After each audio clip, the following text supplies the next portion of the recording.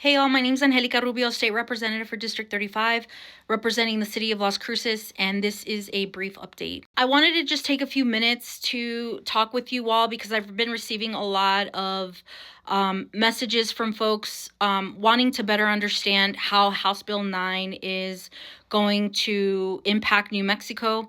And so I wanted to try to break it all down as best as I possibly can.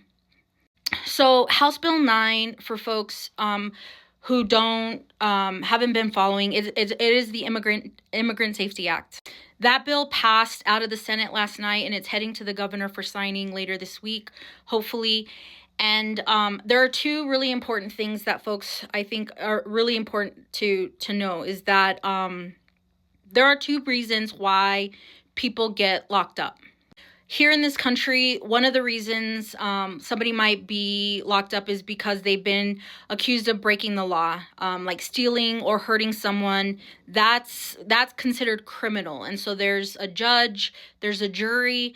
You should have access to a lawyer, and so there are rules. So you're either found guilty or not guilty, and that is due process. That is what immigration detention. It's different because people are locked up even though they didn't break the law. They didn't commit a crime.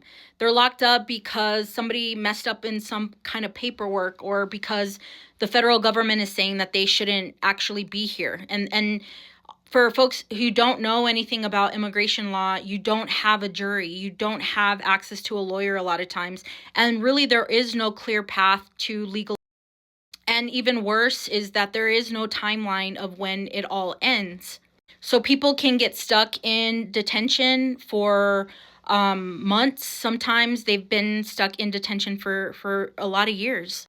And I want to be extra clear about this, y'all, is that this is all by design. Like, was all done on purpose. And so that is where this economy came about, of creating detention and making money off of detention and the people who were being detained in these detention facilities.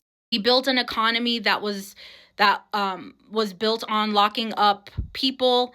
It became a source of income. It became a source of jobs. It became a source of stability. And so when you do that, you create this sense of like this pressure to keep these beds full. And so you create this dependency. And we did that here in New Mexico. We created this dependency, and it's been very, very harmful. And so what House Bill 9 is basically saying is we're not going to do that anymore as a state. We're done.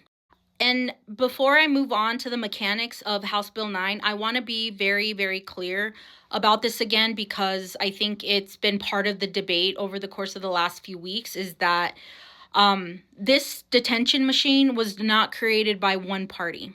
And I want to yell this out too to white progressives and white liberals, because a lot of folks are also saying that Trump is the worst person ever, which is true. But Democrats have supported this machine. Republicans have supported this machine.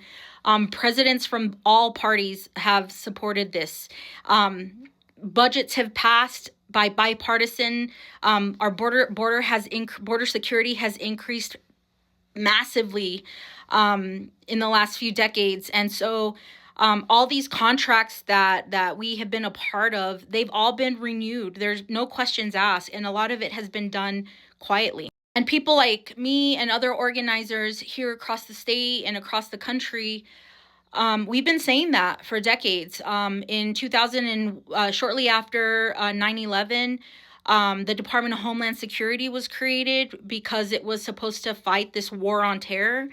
And that is where ICE lives. And we have been funding the Department of Homeland Security. I mean, they've had billions of dollars of a budget for years with no accountability, no oversight. And Democrats have also supported that. And it has just become this huge department that we have, people, no questions, people have supported it. And so it should have never been created in the first place. And it was all based on fear mongering. And that is where this immigration detention machine was built, and it's been worse and worse. It's been much more cruel, and it's all by design. um and a lot of us knew that it was going to get worse. So what changed this year and why House Bill 9 was able to pass is that it wasn't because the system suddenly became bad. It wasn't anything like that. What changed is that it just intensified. What we've been seeing in the last year is that it's just become faster. It's become more visible. It's become more violent.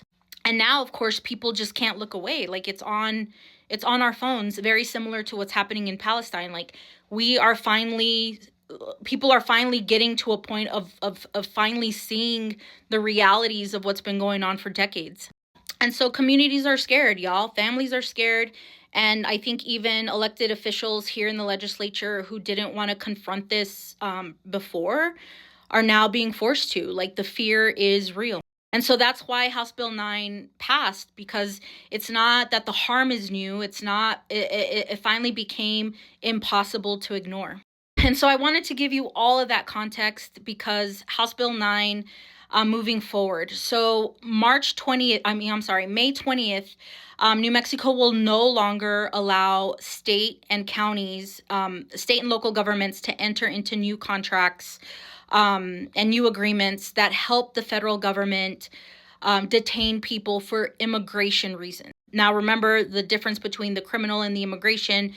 We're sticking with this legislation is so narrow. It's only talking about immigration detention. And so that means no new contracts, no new expansions, no new cooperation. So for the detention contracts that already exist, so we're talking like places like Torrance, which you've always been hearing in the news a lot because they have a lot of human rights violations. Otero County, down in my neck of the woods, and Cibola County, those are all local governments who will have to start ending these contracts. And each of the contracts have their own timeline. But that direction is very clear, and that is that New Mexico is just we're straight up getting out of this business. The one thing that's really important for us to understand is that this does not stop the federal government from enforcing immigration law. And so I want to repeat that because I think that's a very, very important thing to understand, is that House Bill 9 does not control ICE. And House Bill 9, we definitely do not control the federal government. They will continue to enforce immigration law and however way they will.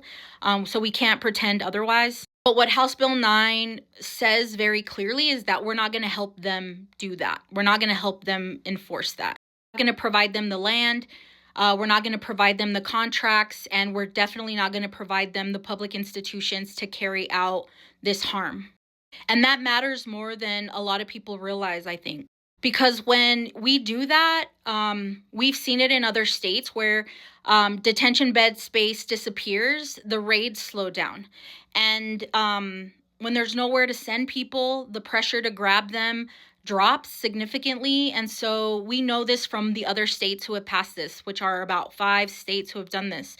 And so states that have blocked this cooperation with ICE, we've seen fewer people getting deported. And it's not because we're hiding anyone, but it's because we're refusing to be a part of this machine.